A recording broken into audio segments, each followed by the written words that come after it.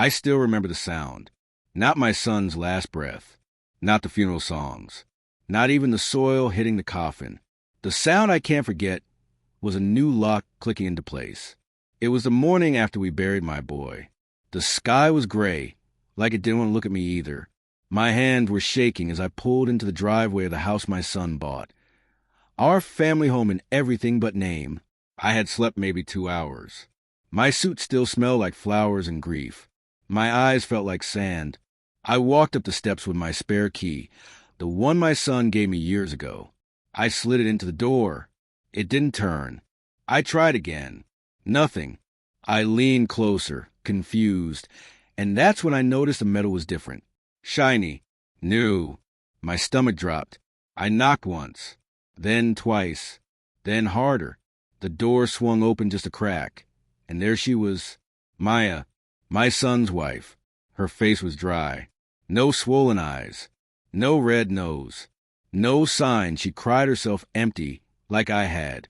She was already dressed. Already awake. Already ready. "What are you doing here?"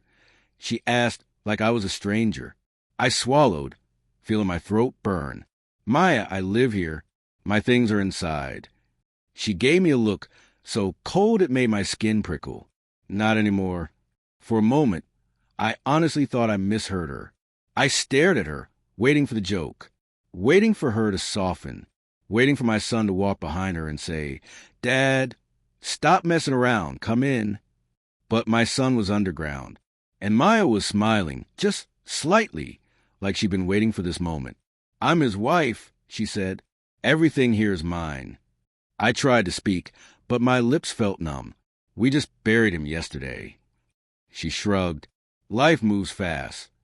Then she pulled out a folder, neat and thick, like she'd been organizing for weeks. "This is the will," she said, tapping it like it was a trophy.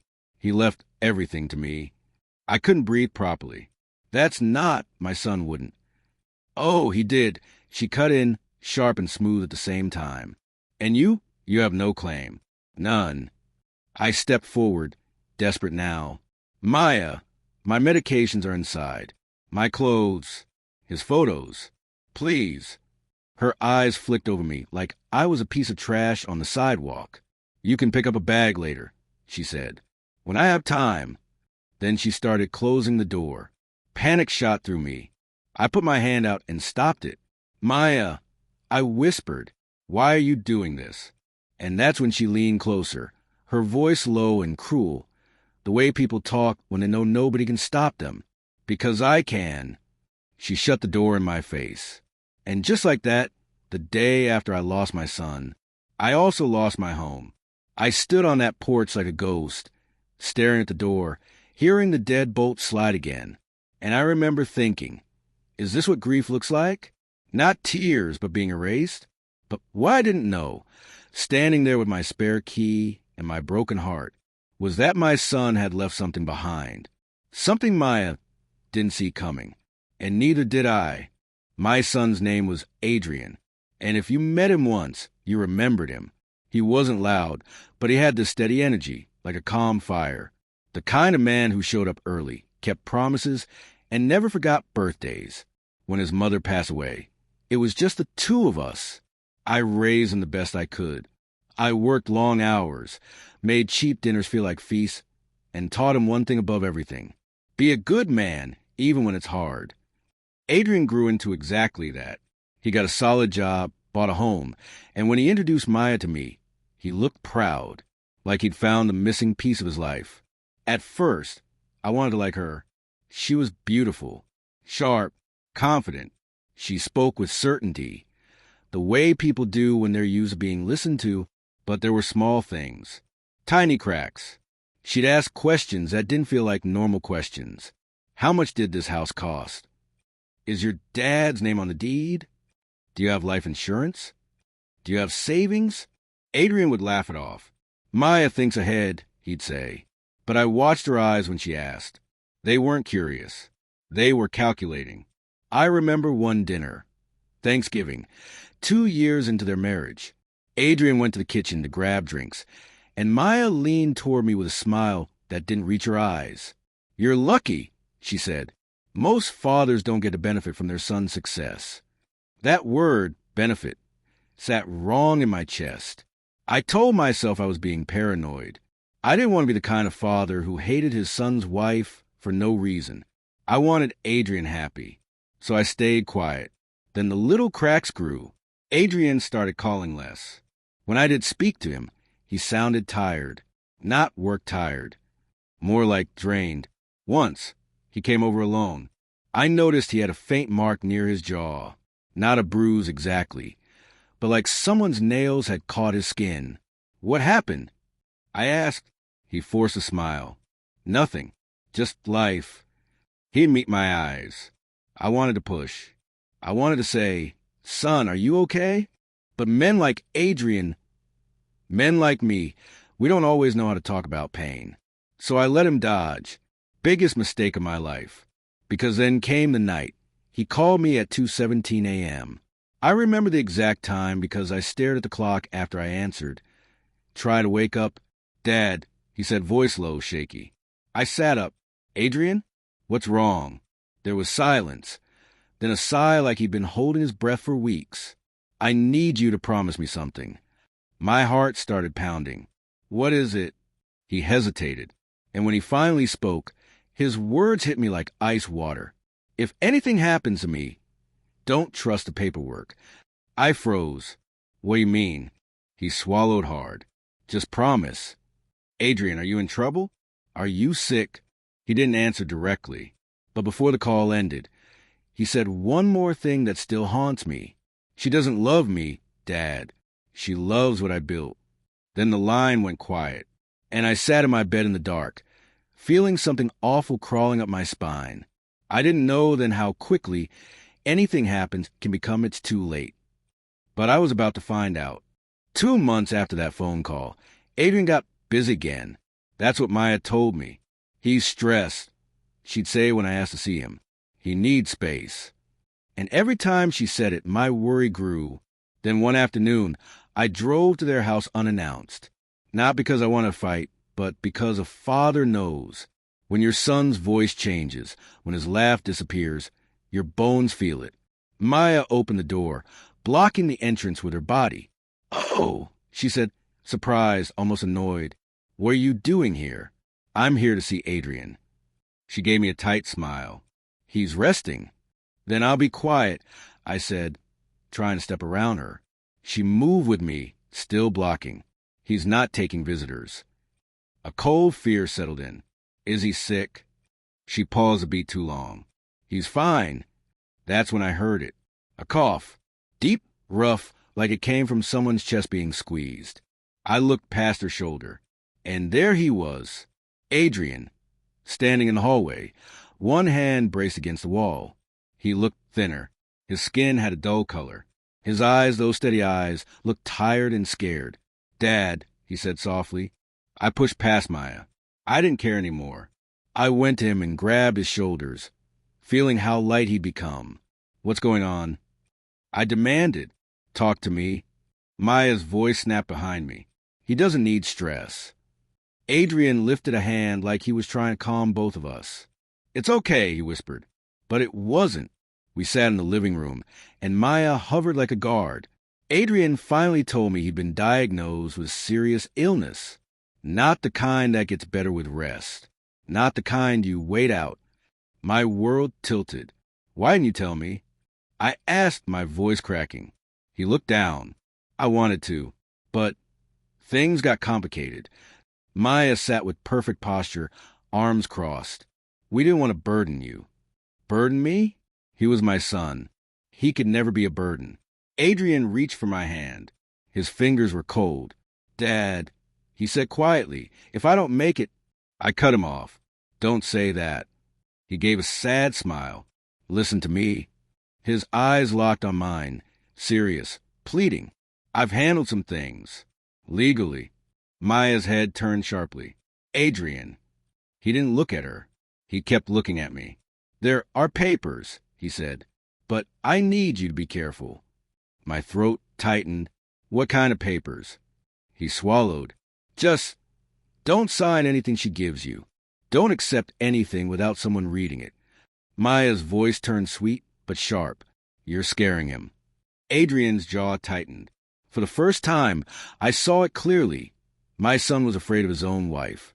I wanted to stay, to push, to fight for him, but he was tired. And Maya kept guiding the conversation away, like she was steering a car away from a cliff while smiling. When I left that day, Adrian walked me to the door. Maya stayed behind. At the doorstep, Adrian hugged me hard. Too hard for a normal goodbye. Then he leaned close, his mouth near my ear, and whispered something I didn't fully understand until later. She's going to try to erase you. I pulled back, stunned. What? He forced a smile for Maya's benefit, then whispered again, faster. If anything happens, find a lawyer. His name is Daniel Klein. Before I could ask more, he stepped back and waved like everything was normal, and Maya closed the door. 2 weeks later, Adrian was in the hospital. 3 weeks later, he was gone. And then came that photo on the porch. That will, that lock, that smile. And I realized Adrian had been warning me the whole time. I just didn't know how close the storm really was. Grief does strange things to a man. It makes time warp. It makes your body heavy. It makes you replay moments, hunting for signs you missed. But what Maya did after Adrian died, it didn't feel like grief. It felt like a plan. After the funeral, she didn't invite me back to the house. Not once. She didn't ask if I was eating. Didn't ask if I was sleeping. Didn't even ask if I needed a ride home. Instead, she stood by the casket like she was posing for a picture. Quiet, controlled, eyes dry. And the next morning, she locked me out. That afternoon, I sat in my car at the curb, staring at the house like it didn't belong to me anymore. I called her phone, straight to voicemail. I texted, please let me get my things. No reply. Then I got a call from my bank. Mr. Hale? The woman asked politely. Yes. There's been a request to remove your name from a joint account. My stomach tightened. What joint account? The one connected to your son's household expenses, she said. I went cold. Adrian had insisted years ago that my name stay on that account, just in case. He'd said, if I ever need you to manage something. It wasn't a fortune, but it was enough to cover bills when my health got worse. What's the request? I asked. It's signed, she said. By your son, apparently. My hand started shaking. That's impossible. I'm sorry, she said gently, but we have a signature. I hung up and drove straight to the bank. In the office, they slid the paper across the desk. And there it was, Adrian's name. But something was off. I had seen my son sign things 1,000 times. Birthday cards, legal forms, the deed to his house. This signature looked like someone pretending, like someone copying. I looked up. This isn't his. The banker gave me a careful look, the kind people give when they think grief is making you unstable. Mr. Hale, she said softly, I understand you're upset. No, I snapped. You don't. My son is dead, and someone is moving money with his name. She promised to look into it, but her eyes told me what her mouth wouldn't. Without proof, I was just an old man accusing a widow. That night, I slept in my car. Not because I had to, but because I didn't know where else to go. My apartment lease had ended months earlier. Adrian insisted I move into the guest room, so I wouldn't be alone. Now that room was behind a locked door, and my son's wife was holding the key. The next day, I finally got a message from Maya. Come at 3 p.m. I'll have a bag ready. Don't make a scene. A bag. Like I was a stranger collecting leftovers. When I arrived, she opened the door just enough to toss out a duffel bag. It hit the porch with a dull thud. I bent down and unzipped it. Inside were random clothes, some not even mine, an old pair of shoes, and a few toiletries. No photos. No documents. No keepsakes. No sign of my son. I looked up. Where's Adrian's watch? The one his mother gave him. Maya's eyes narrowed. It's mine now. That's a family item. She smirked. Then you should have raised him to write a better will. I felt something break inside me. Not anger yet. Something worse. Helplessness. I said, Maya, why are you doing this? She leaned against the doorframe, calm as day. "Because you're in the way," she said. "In the way of what?" Her smile sharpened. "My future." Then she looked me up and down, like she was measuring how low I'd fallen. "You'll survive," she added. "Men like you always do." And she shut the door again. I stood there, holding a bag of scraps, feeling smaller than I'd ever felt. But that night, something happened. My phone rang. Unknown number. I almost ignored it. But I answered, and a man's voice said, "Mr. Hale, my name is Daniel Klein. Your son told me to call you if anything happened." My heart stopped, because that was the name Adrian whispered at the door. And suddenly, the warnings made sense. I gripped the phone, so hard my knuckles turned white. "Daniel Klein." I repeated. "You knew my son?" "I did," he said. His voice was calm, careful. "And I'm sorry for your loss." I tried to speak, but my throat tightened. He continued. "Your son left instructions for me, very specific ones." My stomach churned with a mix of hope and fear. Instructions about what? There was a pause, like he was choosing his words.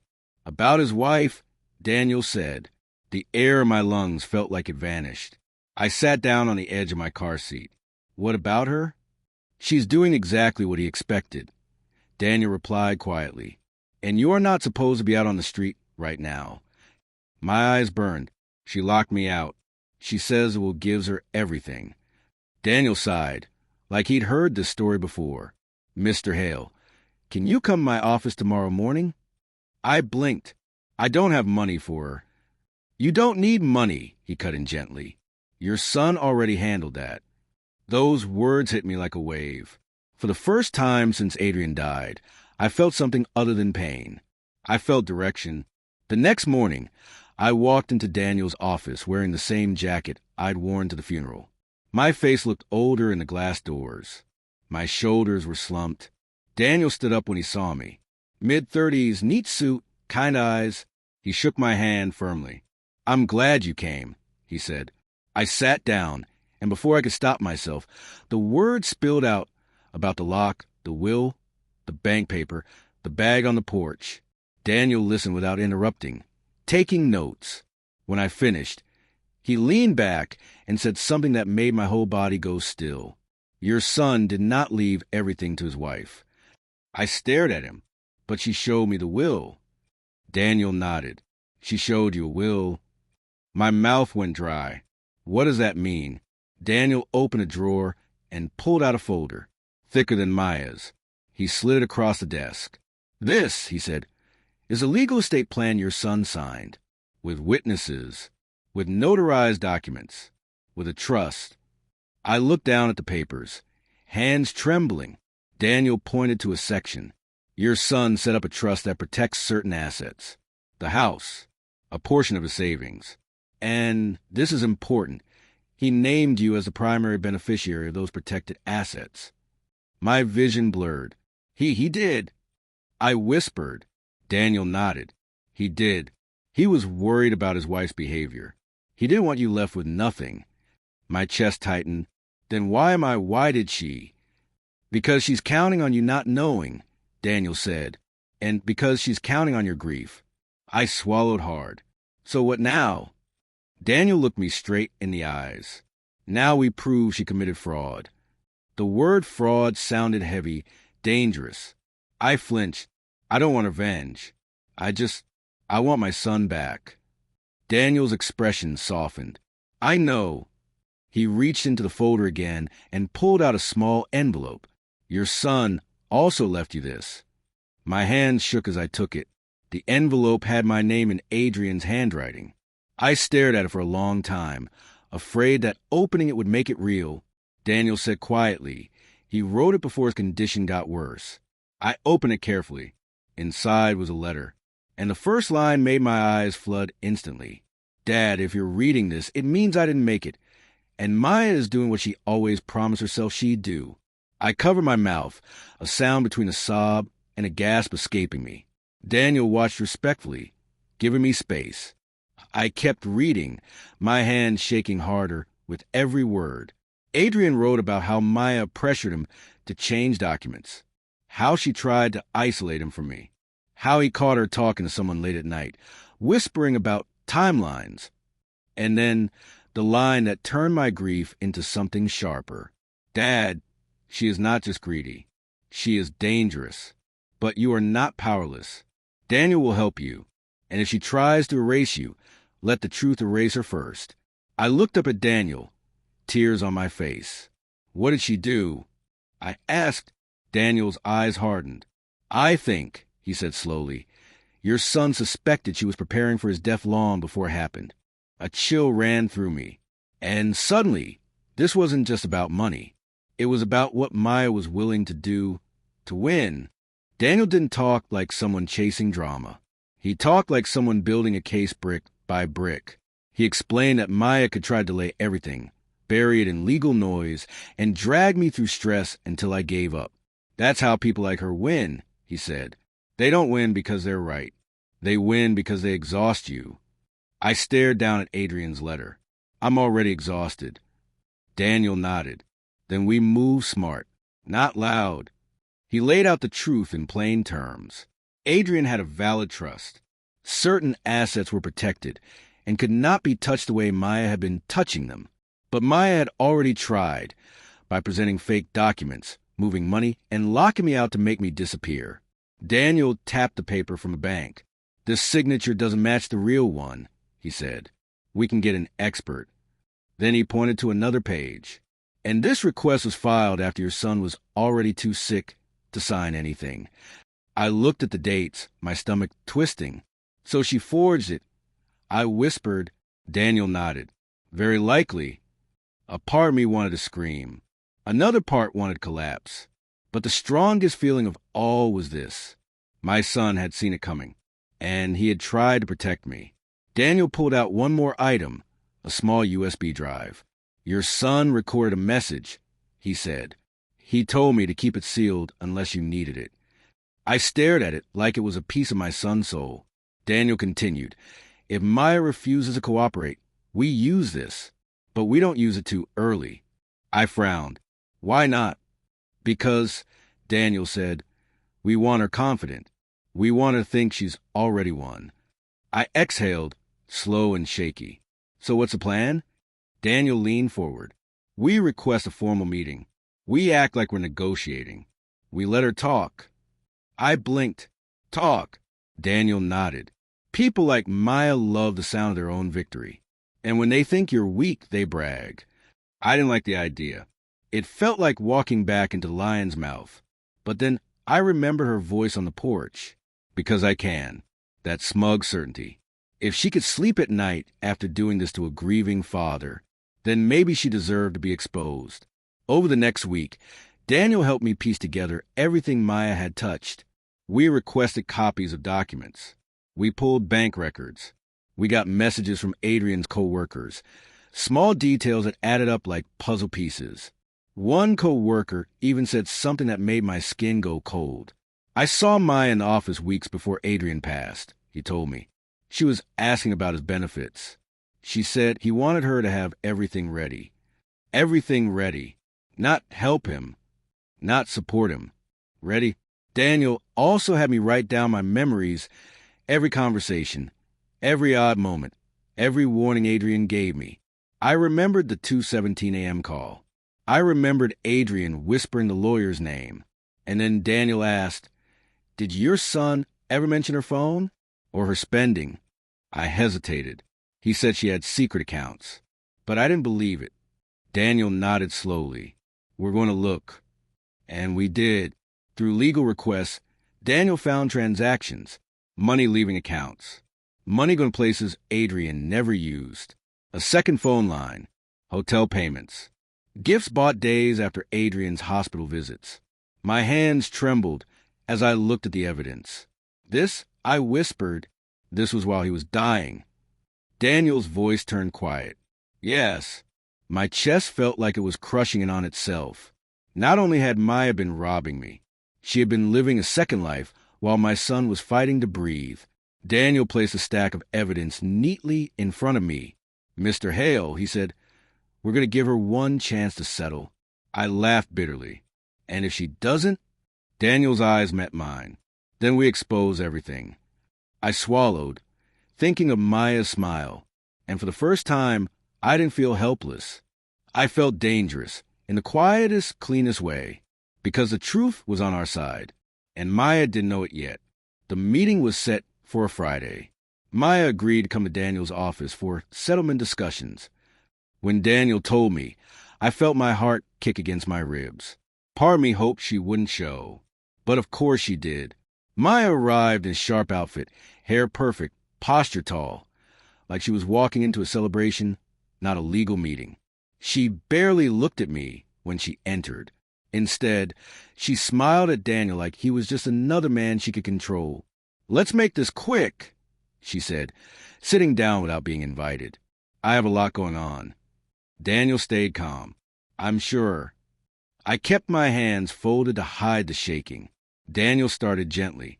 "Maya, we're here to discuss Mr. Hale's rights regarding the estate." Maya laughed. "Rights? He has none." Daniel nodded, as if he expected that answer. "You're certain?" "Absolutely," she said. "Adrian left everything to me." Daniel slid a document across the table. "Then you won't mind explaining this." Maya glanced down. Her smile didn't move, but something in her eyes shifted. "What is this?" she asked. "The trust," Daniel replied. "Signed, witnessed, notarized." Maya's fingers tightened on the paper. "That's not valid." Daniel tilted his head. "It's filed with the county. It's very valid." Maya leaned back, eyes narrowing. "Adrian changed his mind." Daniel nodded. "Then we should see the updated documents." Maya smirked, reaching into her own folder like she'd been waiting. She slid her will across the table, the same one she waved at me on the porch. "There," she said. "Updated." Daniel looked at it calmly, then asked, "When was this signed?" Maya answered quickly, 2 weeks before he passed. Daniel nodded again. "Interesting." Maya frowned. "What?" Daniel tapped a page in his own stack. "Because according to hospital records, Adrian was under heavy medication that day. He couldn't even hold a pen properly." Maya's jaw tightened. "Are you calling me a liar?" Daniel didn't raise his voice. "I'm saying the timing is questionable." Maya's eyes flicked to me, full of poison. "He's doing this because he hates me." I finally spoke, my voice rough. "I don't hate you, Maya. I just don't recognize you." She scoffed. "Spare me." Daniel slid another page forward. "This is the bank request," he said, removing Mr. Hale from the account. Maya shrugged. "So?" Daniel leaned in slightly. "It was submitted after Adrian was already unconscious." Silence. I heard the hum of the office lights. Maya's lips parted. "That's..." Daniel didn't stop. He slid another sheet forward. "And this signature doesn't match Adrian's verified signature." Maya's face hardened. "Signatures change." Daniel nodded. "Sometimes." Then he placed one last thing on the table. The USB drive. Maya's eyes dropped to it. Suspicious now. "What is that?" Daniel's voice was steady. "A message from Adrian." Maya froze. For the first time since I'd met her, she didn't look in control. "That's not real," she said quickly. Daniel smiled gently. "Do you want to bet your freedom on that?" Maya swallowed. I watched her chest rise and fall, faster than before. Daniel turned his laptop around, plugged in the drive, and clicked play. Adrian's face appeared on the screen.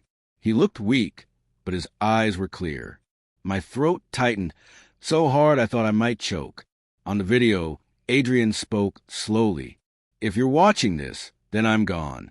And Maya is trying to take everything." Maya's face drained of color. Adrian continued. "I love my wife, but I can't trust her. She pressured me to change documents. She tried to keep my dad away. If there's will say my dad gets nothing, it's not mine." Maya shot to her feet. "Turn that off." Daniel stayed seated. "Sit down, Maya." She slammed her hands on the table. "This is fake." But Adrian's voice kept going, calm and firm. I'm leaving protected assets to my father because he sacrificed everything for me. And I'm asking my lawyer to act if Maya tries to erase him. Maya's hands trembled. Daniel paused the video and looked up.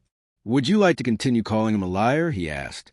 Maya's mouth opened, but no sound came out. Daniel slid one more folder forward. This contains financial records, he said. The second phone line, the spending, the transfers, including activity during Adrian's illness. Maya's eyes darted across the pages like she was drowning. Then, in a voice that cracked, she whispered, He was going to die anyway. I felt my blood turn hot. Daniel's eyes narrowed. Say that again. Maya realized what she'd said. Her expression twisted. Rage, fear, humiliation. Everything at once. Daniel stood up slowly. Maya, he said, here are your options. 1. Your return with the trust protects, restore Mr. Hale's access, and we pursue a reduced civil route. 2. We file fraud charges, present this video, the expert signature analysis, the bank timeline, and the spending records, and we let a judge decide how much sympathy you deserve. Maya looked around like she wanted an escape door to appear. Her confidence was gone. Her smile was gone. All that was left was a woman caught in her own greed. She sank back into her chair, eyes wet, not with sorrow, with panic. And I realized something in that moment. Justice doesn't always come with sirens. Sometimes it comes with quiet click, like a lock turning back in your favor. The legal process didn't end in one dramatic minute. Real life doesn't always wrap up like a movie. But the moment Maya's mask slipped, everything started moving in the right direction. She tried to threaten us at first. Then she tried to beg. Then she tried to bargain.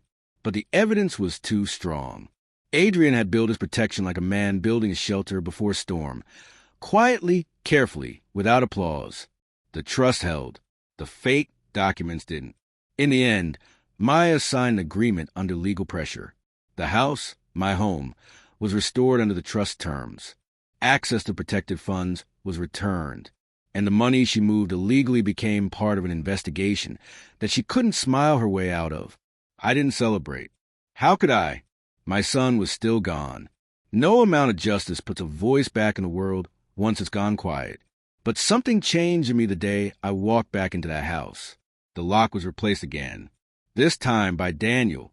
He handed me a new key. I held it in my palm like it weighed 100 pounds. When I opened the door, the air inside smelled like Adrian. Coffee, clean laundry, a faint hint of his cologne. I stood in the doorway and let the silence hit me. I walked into the living room slowly, like I was afraid to wake a memory. Some of my things were still missing. Some photos were gone. Some items Maya had taken had already been sold. But there was one thing she didn't find. In the back of Adrian's closet, behind a box of old winter coats, I found a small wooden case. Inside was his mother's watch. The one Maya claimed was hers now. I sat on the floor and cried like a child, not because of the watch, but because it proved something. Maya could steal objects, but she couldn't steal love. In the weeks that followed, I made choices that surprised even me. I didn't want to live in bitterness. Adrian wouldn't want that. So I used part of the restored assets to do something that felt like him. I started a small scholarship in his name. Nothing huge, but enough to help young men like him. Steady, quiet workers who just needed a chance. And I made one more decision. I wrote my own will, not because I was afraid of death, but because I finally understood how fragile life is and how quickly greedy hands move when grief clouds a room. I also kept in touch with Daniel, not just as my lawyer, but as someone who honored my son's last wish. One evening, months later, Daniel visited the house. We sat at the kitchen table, same table where Adrian used to sit, laughing softly while Maya scrolled her phone. Daniel looked around and said quietly, "He loved you, you know." I nodded, throat tight. "I know." Daniel hesitated. He was scared near the end. I swallowed hard. "About dying?" Daniel shook his head. "About you being alone and being erased." I stared down at my hands. And in that moment, the biggest truth hit me. Maya didn't just try to take money. She tried to take my place in my son's story. She wanted to rewrite the past, so I became nothing. But Adrian didn't let her. He left fingerprints of truth everywhere. And when the time came, the truth did what truth always does. It stood up. So if there's a lesson in all of this, if grief can teach anything without being cruel, here it is. Never confuse silence for weakness. Never assume love leaves no protection behind. And never underestimate what a good person can do, even in their final days. Because my son, even while fading, still found a way to protect me. And in the end, the woman who tried to take everything lost the one thing she wanted most, control. She walked away exposed, left speechless by the truth. And I stayed, still grieving, still hurting, but no longer powerless. Because justice didn't bring my son back, but it did bring me back to myself. And sometimes that's how healing starts.